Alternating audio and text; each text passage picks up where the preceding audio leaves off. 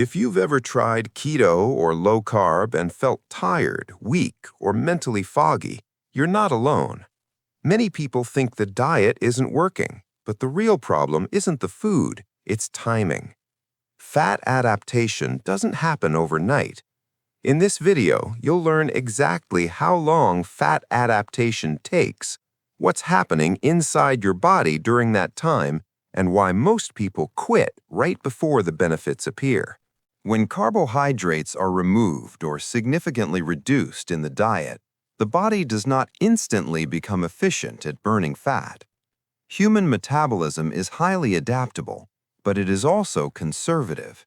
It tends to rely on the fuel source it has used most consistently over time. For most people, that fuel has been glucose. From a young age, the body learns to prioritize carbohydrates because they are readily available, quickly converted into energy, and easy to regulate through insulin.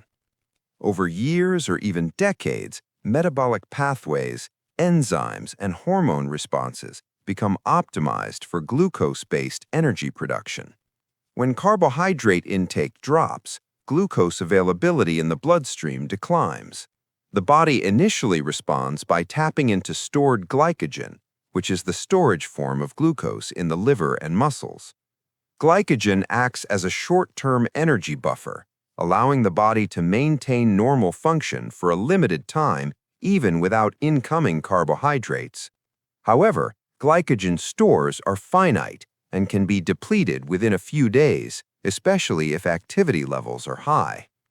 During this phase, the body is still attempting to operate on a glucose-based system, even though the fuel supply is shrinking. At the same time, fat stores remain largely unused as a primary energy source. Although the body has vast amounts of stored fat, the ability to access and efficiently convert that fat into usable energy requires specific metabolic adaptations. Enzymes involved in fat oxidation and ketone utilization are not immediately upregulated. Mitochondria, the energy-producing structures inside cells, must adjust their function to handle a different type of fuel. This adjustment does not happen instantly, which is why energy often feels inconsistent in the early stages of carbohydrate restriction. Fat adaptation refers to the gradual process by which the body increases its capacity to use fat and ketones as its main energy source. This involves multiple coordinated changes, including increased fat mobilization from storage, enhanced transport of fatty acids into cells, and improved efficiency of fat-burning pathways inside mitochondria. Over time, the liver also becomes more effective at producing ketones, and tissues throughout the body learn to use them more efficiently. It is important to distinguish fat adaptation from ketosis. Ketosis is a metabolic state defined by elevated ketone levels in the blood. This state can occur relatively quickly, often within 2 to 4 days of significant carbohydrate restriction. However, the presence of ketones does not mean the body is fully adapted to using them. Early ketosis simply indicates that ketone production has begun, not that the entire metabolic system has adjusted to rely on them as a primary fuel. Fat adaptation is a deeper and more comprehensive metabolic shift. It reflects long-term changes in enzyme activity, hormone signaling, and cellular energy production. During this process, reliance on glucose decreases, fat becomes the dominant fuel, and ketones serve as a stable energy source for the brain and muscles. This transition typically takes several weeks, sometimes longer, depending on individual factors such as prior diet, activity level, and metabolic health. Understanding this distinction helps explain why early experiences with low-carb or ketogenic diets can feel challenging. The body is not failing to adapt, it is in the middle of a complex metabolic transition.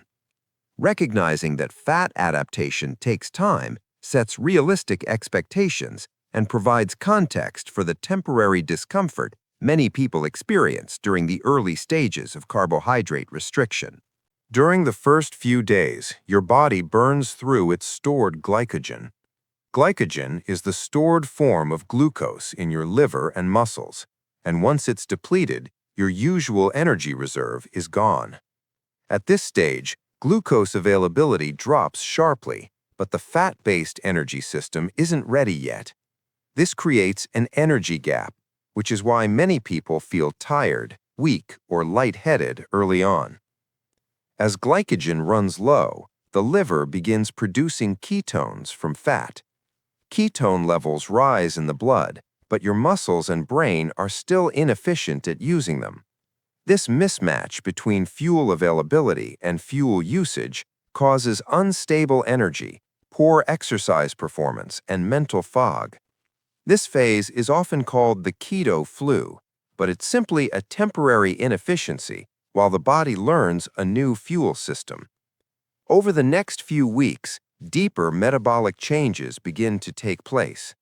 Enzymes involved in fat oxidation increase, muscles become better at using fat for fuel, and glycogen starts to be conserved rather than burned quickly. Energy levels begin to stabilize, but they may still feel inconsistent, especially during intense activity. The system is improving, but it's not fully optimized yet. True fat adaptation typically develops between 4 and 8 weeks. At this point, the body can efficiently access fat stores. Ketones are used smoothly by the brain, and energy delivery becomes consistent throughout the day. Many people notice fewer crashes, better focus, and improved endurance. This is the stage where the fat-based energy system finally becomes reliable. In the next video, we'll break down the biggest mistakes that slow fat adaptation and how to avoid them. If you want more science-based nutrition explanations like this, consider subscribing.